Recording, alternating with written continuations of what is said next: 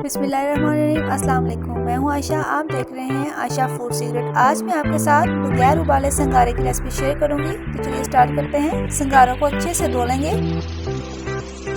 फिर एक कढ़ाई लेंगे, उसमें संगारे डालेंगे। इसमें एक छोटा कप पानी डालेंगे। अब रुमाल की मदद से हम इसको अच्छे से कवर कर लेंगे। 25 से 30 मिनट हम इसे स्टीम करेंगे। माशाल्लाह आप देख सकते हैं संगारे तैयार हैं। अब मैं इन्हें एक बर्तन में निकालूंगी।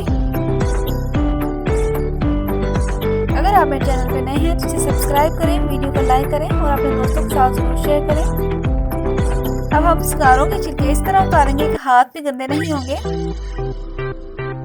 आप देख सकते हैं बहुत ही सफाई से ये निकल रहे हैं।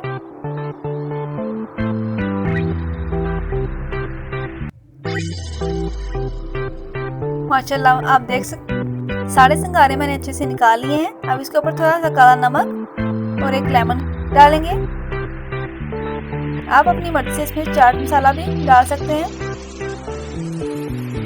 अगर आपने अभी तक संगारे ट्राई नहीं किए तो आप इसे जरूर ट्राई करें। मिलते हैं नेक्स्ट वीडियो में। दुआ में याद रखें। अल्लाह हाफिज।